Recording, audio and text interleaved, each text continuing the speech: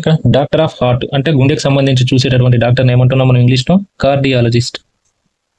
ఏమంటున్నాం? కార్డియాలజిస్ట్. గుండెకి సంబంధించి చూసేవాడిని కార్డియాలజిస్ట్ అంటున్నాం.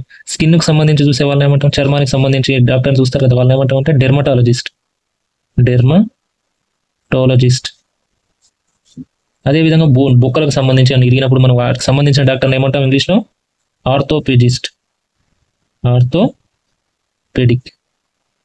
ఆర్థోపెడిక్ అంటాం కదా అట్లా. నెక్స్ట్ బ్రెయిన్ అంటే మనకు మెదడుకు సంబంధించి చూసే డాక్టర్ని ఏమంటున్నాం? న్యూరాలజిస్ట్.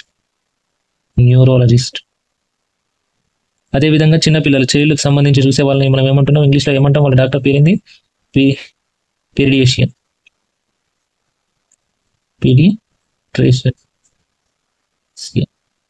అదేవిధంగా ఈ కంటికి సంబంధించి చూసే డాక్టర్ని ఏమంటున్నాం? ఆప్థాల్మాలజిస్ట్.